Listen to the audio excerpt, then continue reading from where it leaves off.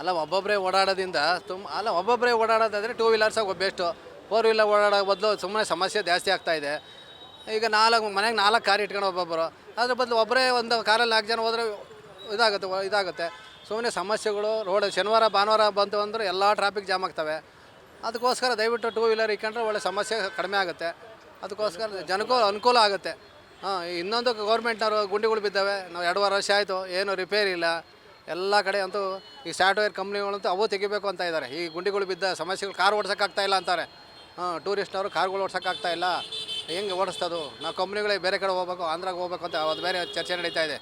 ಅದಕ್ಕೋಸ್ಕರ ಇವೆಲ್ಲ ಇದು ತಗೋಬೇಕು ಅಂತ ಸಮಸ್ಯೆಯನ್ನು ಸರಿ ಮಾಡಬೇಕು ಅಂತ ನಾವು ಕೇಳ್ಕೊಳ್ಳೋದು ಒಳ್ಳೆಯದು ಅಂತ ಹೇಳ್ತಾ ಇದ್ದೀವಿ. ಈಗ ಕಾರ್ ಓಡಾಡೋರು ಏನು ಹೇಳ್ತಾರೆ ಅಂದ್ರೆ ಹಾಂ ಮೊದಲು ರಸ್ತೆ ಗುಂಡಿಗಳು ಸರಿ ಅದು ಒಂದು ಸಮಸ್ಯೆ.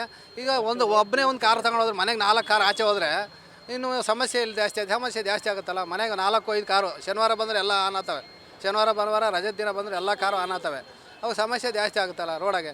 ಈಗ 4 ಟೂ ವೀಲರ್ ಹೋಗ್ಬೋದು ರೋಡಾಗೆ, ಅದ್ರ ಒಂದು ಕಾರೇ ಹೋಗ್ತದಲ್ಲ. ಆ ಸಮಸ್ಯೆ ಬಗ್ಗೆ ನಾವು ಬಗೆಹರಿಸೋದು ಒಳ್ಳೆಯದು.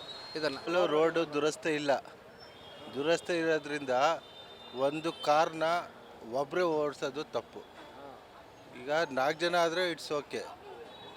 No need to way only one person in one car. ಅದೇ ಮುಖ್ಯವಾದ ನಾನು ಹೇಳಬೇಕಾಗಿದೆ. ಯಾಕಂದರೆ ಈಗ ಟ್ರಾಫಿಕ್ಕು ಸಿಕ್ಕಾಪಟ್ಟೆ, ಎಲ್ಲ ಕಡೆ ಜಂಕ್ಷನ್ ಇದೆ, ಕ್ರೌಡು. ಅದರಿಂದ ಎಮರ್ಜೆನ್ಸಿ ಇದ್ದರೆ ಯಾವಾಗಲೂ ತೊಂದರೆ ಎಲ್ರಿಗೂ. ಎಮರ್ಜೆನ್ಸಿ ಇದ್ದಾಗ 4 ವೀಲರ್ ಇದ್ದರೆ ಖಂಡಿತ ಹೋಗಕ್ಕೆ ಸಾಧ್ಯ ಇಲ್ಲ. ಇಷ್ಟೇ ನಾನು ಹೇಳೋದು. ಟೂ ವೀಲರ್ ಆದರೆ ಇಟ್ಸ್ ಓಕೆ, ಎಲ್ಲಾದರೂ ನುಗ್ಗಿ ಹೋಗ್ಬೋದು. ಶನಿವಾರ ಭಾನುವಾರ ಅಂತ ಕಾರ್ ಎತ್ಬಿಟ್ರಂತೂ ಓಡಾಡೋಕ್ಕಾಗಲ್ಲ. ಶನಿವಾರ ಅಂತೂ ವಿಪರೀತ, ಭಾನುವಾರ ಅಂತೂ ವಿಪರೀತ ಇರುತ್ತೆ.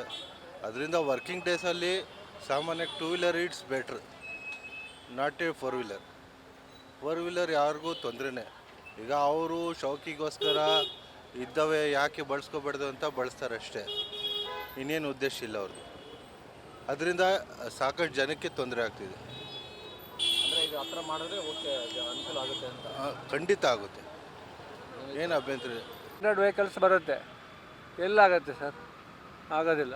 ಅಂದರೆ ಈಗ ಒಬ್ಬೊಬ್ಬರೇ ಕಾರಲ್ಲಿ ಓಡಾಡಿದ್ರೆ ಸ್ಪೇಸ್ ಜಾಸ್ತಿ ತಗೊಳುತ್ತೆ ರೋಡಲ್ಲಿ. ಸ್ಪೇಸ್ ಜಾಸ್ತಿ ತೊಗೊಳುತ್ತೆ, ಕರೆಕ್ಟು. ಬಟ್ ಈ ಥರ ಟ್ರಾಫಿಕ್ಕಿಗೆ ಏನು ಮಾಡೋಕ್ಕಾಗುತ್ತೆ?